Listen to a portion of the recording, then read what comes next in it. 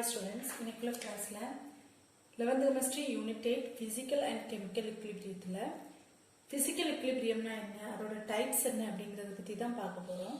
So physical equilibrium படிக்கிறதுக்கு முன்னாடி நம்ம equilibriumனா என்னன்னு தெரிஞ்சிருக்கணும் இல்லையா? அதாவது நம்ம என்ன சொல்றோம்னா சமநிலையில இருக்கு அப்படினு சொல்லுவோம். அதாவது ஒரு ரியாக்டன்ஸ் எடுக்கறோம்னா அந்த ரியாக்டன்ஸ் ரியாக்ட் பண்ணி நமக்கு என்ன கிடைக்கும்? ஒரு ப்ராடக்ட் கிடைக்கும். சோ இந்த ப்ராடக்ட்ங்கிறது திரும்பவும் ரியாக்ட் பண்ணி ரியாக்டண்டா மாறுது. அப்போ அது சமநிலை. இப்போ ஈஸியா அண்டர்ஸ்டாண்ட் ஆகுறதுக்கு சொல்லணும்னா இப்போ நம்ம வாட்டர் எடுக்கிறோம்னு வச்சுக்கோங்க, இல்லைன்னா ஐஸ் கியூப்ஸ் எடுத்துக்கிறோம், சரியா? இப்போ ஐஸ் கியூப்ஸ்ங்கிறது வாட்டரோட என்ன ஸ்டேட்டு? Solid state. இப்போ இந்த ஐஸ் கியூப்ஸ் எடுத்து அதை நம்ம வெளியே வச்சோம், ரூம் டெம்பரேச்சர்ல வைக்கும் போது அது என்ன ஸ்டேட்டுக்கு மாறும்? சாலிடா இருக்கக்கூடியது வாட்டர் லிக்விட் ஸ்டேட்டுக்கு மாறும் இல்லையா? இந்த லிக்விட் ஸ்டேட்டுங்கிறத திரும்பவும் நம்ம ஃப்ரீசர்ல வச்சோம் அப்படின்னா திரும்ப என்ன ஸ்டேட்டுக்கு மாறுது? சாலிட் ஸ்டேட்டுக்கு மாறுது. அப்ப இது நம்ம என்ன சொல்லுவோம்? அதாவது பிசிக்கலிங்கிறது சாலிட் லிக்விட் கேஷியஸ் ஸ்டேட் இருக்கக்கூடியதான் நம்ம என்ன சொல்லுவோம்? பிசிக்கல் ஸ்டேட்ஸ் அப்படின்னு சொல்லுவோம்.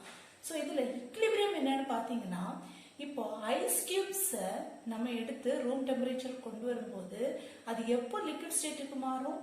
அதாவது இந்த ஐஸ் கியூப்ஸ் என்ன ஆகுது? மெல்ட் ஆகுது இல்லையா? அப்ப மெல்ட் ஆகுறதுக்கு தேவைப்படக்கூடிய டெம்பரேச்சர், அதாவது ஃபர்ஸ்ட் இது மெல்ட் ஆகணும் அப்படின்னா அது எவ்வளவு டிகிரி? அதாவது ஃப்ரீசர்ல இருக்கும்போது மைனஸ் டிகிரிக்கு போயிடும் இல்லையா? இப்போ மைனஸ் டிகிரில இருக்கக்கூடியதை நம்ம வெளியே எடுத்து வைக்கும் போது அந்த மைனஸ்ல இருந்து டெம்பரேச்சர் கொஞ்சம் கொஞ்சமா இன்க்ரீஸ் ஆகி 0 டிகிரி செல்சியஸ். இதை கெல்வின்ல எப்படி சொல்லலாம்? 273 கெல்வின் டெம்பரேச்சர். 0 டிகிரிங்கிற செல்சியஸ்ல கெல்வின், அதாவது 273 ஆட் பண்ணோம்னா என்ன கிடைக்கும்? கெல்வின் டெம்பரேச்சர் கிடைக்கும். ஸோ 273 கெல்வின் டெம்பரேச்சரை எப்போ இந்த ஐஸ் கியூப்ஸ் அட்டைன் பண்ணுதோ அப்பதான் இது என்னதான் மாற தொடங்குது? லிக்விட் ஸ்டேட்டுக்கு மாற தொடங்குது. புரியுது இல்ல? ஸோ நெக்ஸ்ட் இப்போ நம்ம ரூம் டெம்பரேச்சர்ல வைக்கும் போது இந்த லிக்விட் ஸ்டேட் இருக்கக்கூடியது எப்படி இருக்கலாம்? ஒரு 27 டிகிரி செல்சியஸ் இல்லைன்னா ஒரு 30 டிகிரி செல்சியஸ்ல அந்த லிக்விடோட டெம்பரேச்சர் இருக்கும். ஸோ இதை நாம திரும்ப ஃப்ரீசர்ல வைக்கிறோம்னு வைங்க, அப்ப ஃப்ரீஸ் ஆகுது இல்லையா? அப்ப ஃப்ரீஸ் ஆகும்போது வச்ச உடனே என்ன ஆகாது? ஃப்ரீஸ் ஆகாது. அது அந்த டெம்பரேச்சர் இப்ப 28 டிகிரி செல்சியஸ் இருக்குன்னா அந்த 28ல இருந்து 27 26ன்னு ரெடியூஸ் ஆகி எப்போ 0 டிகிரி செல்சியஸ் இல்லைன்னா 273 கெல்வின் டெம்பரேச்சர் எப்போ வருதோ அப்பதான் அது என்ன ஆக தொடங்கும்னா first drop of liquid becomes the solid state. அதுக்கப்புறம் இது மைனஸுக்கு போகும்போது கம்ப்ளீட் லிக்விட் ஸ்டேட்ல இருக்கக்கூடியது என்ன ஆகுது? சாலிட் ஸ்டேட்டுக்கு மாறுது. இப்போ ஒன்னு அண்டர்ஸ்டாண்ட் பண்ணிக்கோங்க, சாலிட்ல இருக்கக்கூடியது லிக்விடா மாறணும்னா அது 0 டிகிரி செல்சியஸுக்கு வரணும். அதே மாதிரி லிக்விடா இருக்கக்கூடியது திரும்ப சாலிடா மாறணும்னாலும் எந்த ஸ்டேட்டுக்கு வரணும்? 0 டிகிரி செல்சியஸ்.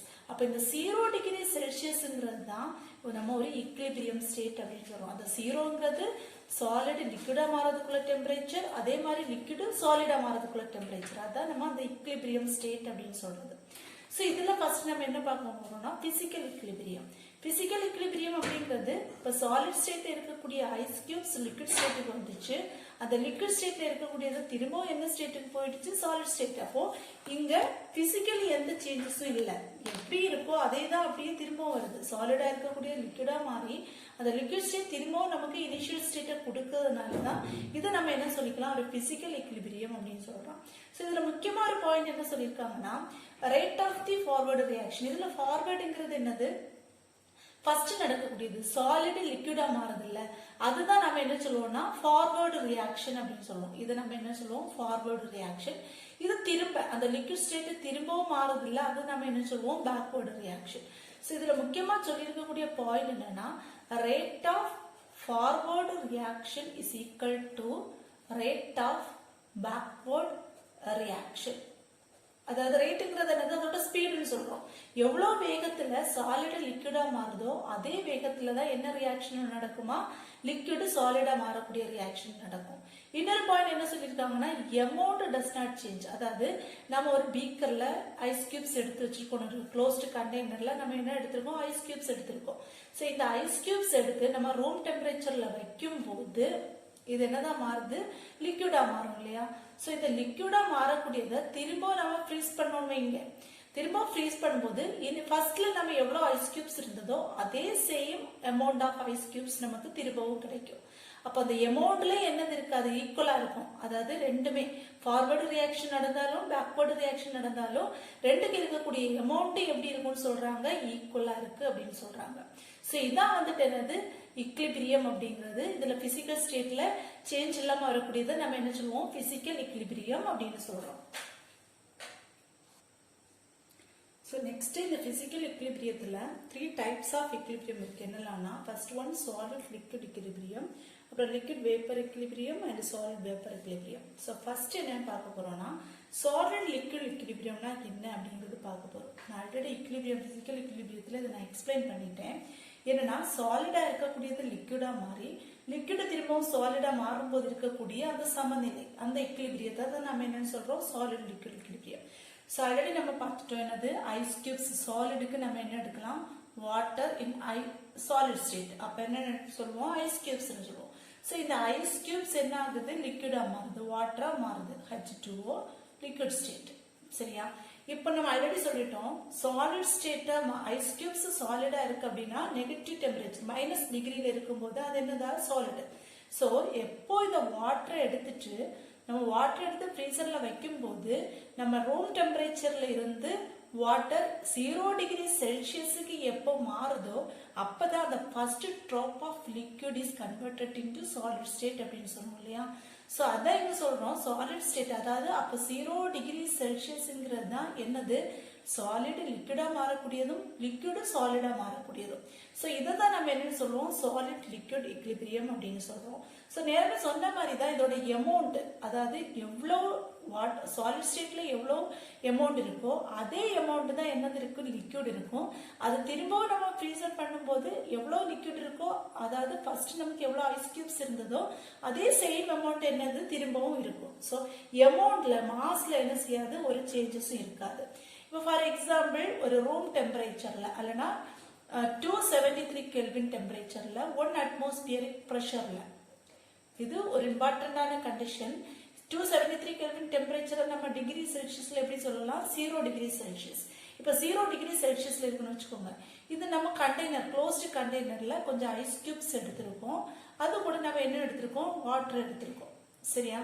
இப்போ நல்லா புரிஞ்சுக்கோங்க, 0 டிகிரி செல்சியஸ் அப்படிங்கிறது நம்ம என்ன சொன்னோம், சாலிடு லிக்விடா மாறக்கூடிய டெம்பரேச்சரும் அதுதான், லிக்விடு சாலிடா மாறக்கூடிய டெம்பரேச்சரும் அதுதான் இல்லையா. தான் நம்ம சொல்லுவோம் இது சாலிட் லிக்விடோட இக்லிபிரியம் ஸ்டேட்ங்கிறது என்னது, 0 டிகிரி செல்சியஸ். ஸோ என்ன சொல்றாங்கன்னா இந்த 0 டிகிரி செல்சியஸ் இல்லைன்னா 273 கெல்வின் டெம்பரேச்சர்ல இருக்கும்போது இந்த எமௌண்ட் ஆஃப் ஐஸ் கியூப்ஸ்லையும் எந்த சேஞ்சும் இருக்காது.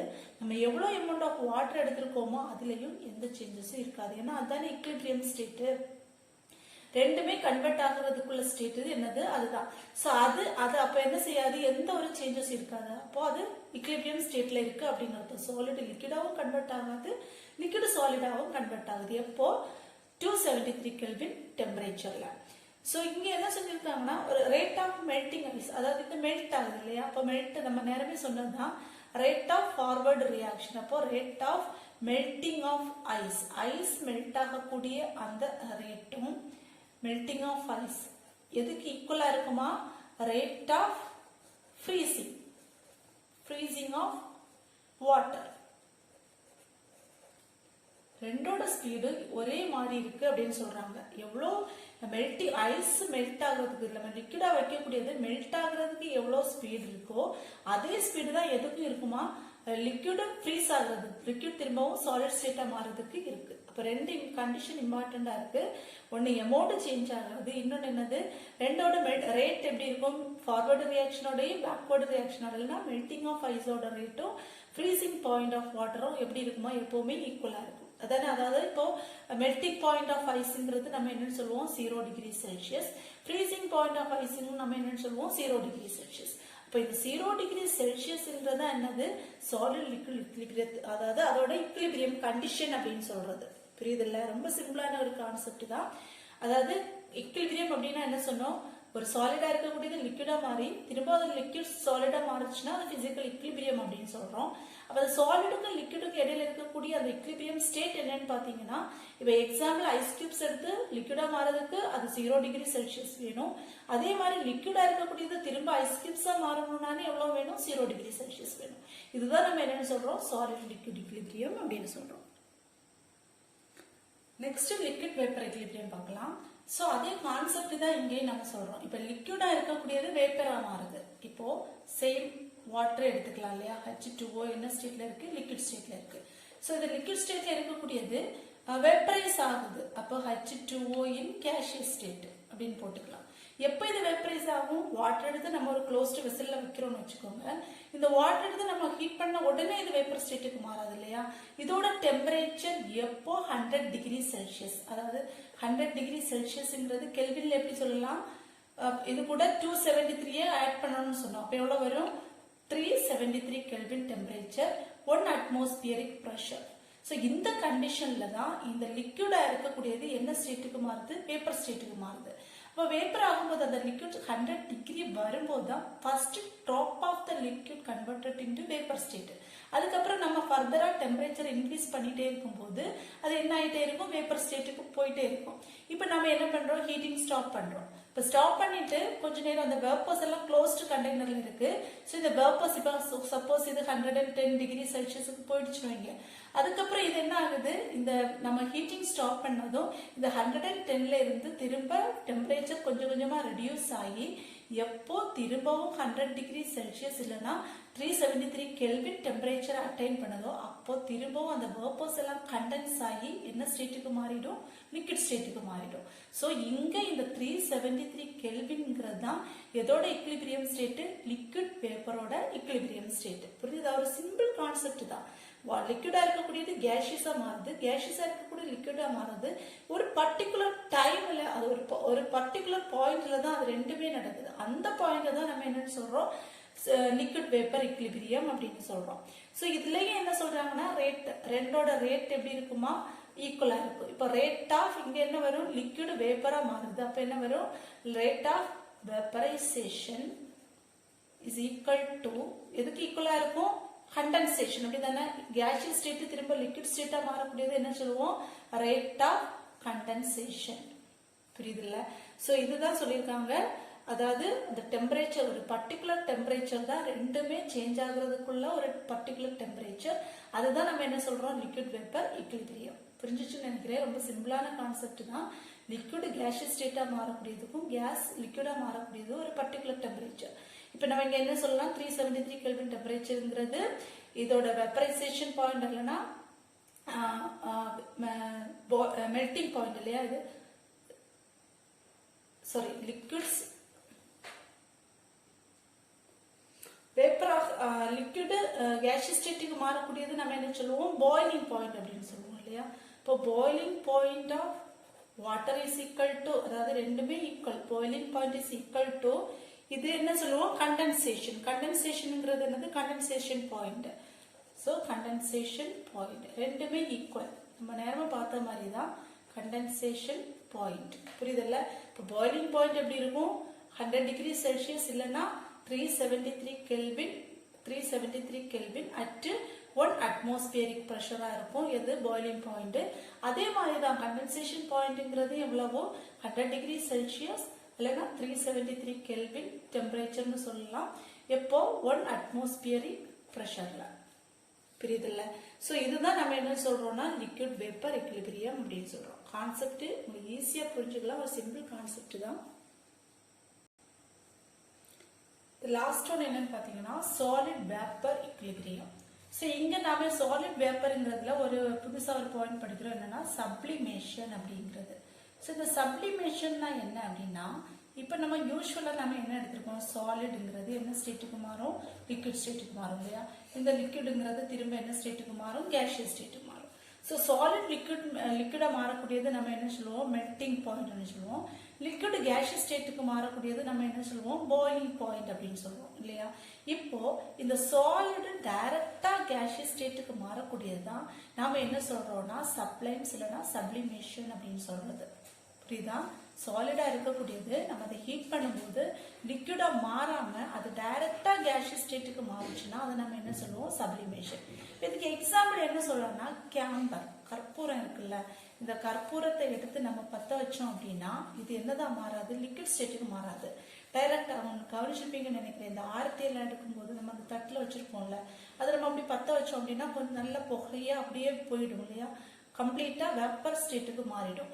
அந்த வேப்பர் ஸ்டேட்டுக்கு மாறக்கூடிய, அதாவது கேம்பர் சாலிட் ஸ்டேட்ல இருக்கக்கூடியது ஹீட் பண்ணோம், ஸோ பற்ற வச்சோம் அப்படின்னா அந்த கேம்பருங்கிறது எந்த ஸ்டேட்டுக்கு மாறுது, கம்ப்ளீட்டா வெப்பர் ஸ்டேட்டுக்கு மாறுது. இந்த வேப்பர்ஸை திரும்ப நம்ம கலெக்ட் பண்ணி அதை கண்டென்ஸ் பண்ணோம் அப்படின்னா திரும்பவும் அது எந்த ஸ்டேட்டுக்கு மாறும், கேம்பரா சாலிட் ஸ்டேட்டுக்கு மாறிடும். புரியுதுல்ல? இதான் நம்ம என்ன சொல்லுவோம், சாலிட் வேப்பர் இக்லிபிரியம் அப்படின்னு சொல்றோம். ஸோ உங்களுக்கு புக்ல இன்னொரு எக்ஸாம்பிள் கொடுத்துருக்காங்க, என்னன்னா அயோடின். ஸோ அயோடின் எடுத்து சாலிட் ஸ்டேட்ல இருக்கக்கூடிய அயோடின் எடுத்து நம்ம ஹீட் பண்ணோம் அப்படின்னா இது என்ன ஆகும்னா அயோடின் வேப்பர்ஸா மாறுமா. அயோடின் சாலிட் ஸ்டேட்ல இருக்கக்கூடியது இது என்ன ஸ்டேட்டுக்கு மாறுது, வேப்பர்ஸா கேஷியஸ் ஸ்டேட்டுக்கு மாறுது. திரும்ப இந்த அயோடின் எடுத்து நம்ம கண்டென்ஸ் பண்ணோம்னா திரும்பவும் சாலிட் ஸ்டேட்டுக்கு மாறும். புரியுதுல்ல? ஒரே ஒரு டிஃபரன்ஸ் தான். அங்க சாலிட் லிக்விடா மாறுச்சு, லிக்விட் கேஷியஸ் ஸ்டேட்டுக்கு மாறுதுன்னு படிச்சிருந்தோம். இப்போ இது என்னன்னா சாலிட் டைரக்ட்லா கேஷியஸ் ஸ்டேட்டுக்கு. இப்போ அயோடின் எடுத்து இப்போ இது என்ன சொல்லியிருக்காங்கன்னா 113.7 டிகிரி செல்சியஸ் வரும்போது இது என்னதான் மாறும், அயோடின் கேஷியஸ் ஸ்டேட்டுக்கு மாறும். ஸோ அந்த கேஷியஸ் ஸ்டேட்ல இருக்கக்கூடிய இதுக்கு மேல போகும்போது அது என்ன ஸ்டேட்டுக்கு மாறுது, வேப்பர் ஸ்டேட்டுக்கு மாறுது. அதை திரும்ப கூல் பண்ணணும்னா திரும்பவும் அது எவ்வளவு டெம்பரேச்சருக்கு வரணும், 113 அந்த செல்சியஸுக்கு வரும்போது தான் திரும்ப எதா மாறுது, அது சாலிட் ஸ்டேட்டுக்கு மாறுது. ஸோ இந்த பர்டிகுலர் டெம்பரேச்சர் தான் நம்ம என்னன்னு சொல்றோம், இக்லிபிரியம் டெம்பரேச்சர். அதோட அது இக்லிபிரியம், அது சமநிலையில இருக்கு. புரியுது இல்ல? இப்போ 0 டிகிரிங்கிறது என்னது, சாலிட் ஸ்டேட்டும் லிக்விட் ஸ்டேட்டும் சமநிலையில இருக்கு அப்படின்னு சொன்னோம்ல. அதே மாதிரி லிக்விட் ஸ்டேட்டு வேப்பர் ஸ்டேட்டுக்கு வரும்போது என்னது 100 டிகிரி செல்சியஸ் வரும்போது அது என்ன ஆகுது, சமநிலையில இருக்கு. அதே மாதிரி அயோடின் சாலிட் ஸ்டேட் இருந்து கேஷியஸ் ஸ்டேட்டுக்கு போய் கேஷியஸ் திரும்ப சாலிட் ஸ்டேட் வர முடியாது, அது ஒரு சமநிலை. ஸோ இதான் என்னது சாலிட் வேப்பர் இக்லிபிரியம். ரொம்ப சிம்பிளான ஒரு கான்செப்ட் தான். ஸோ எல்லாருக்கும் புரிச்சிருக்கும்னு நினைக்கிறேன். தேங்க்யூ ஃபார் வாட்சிங்.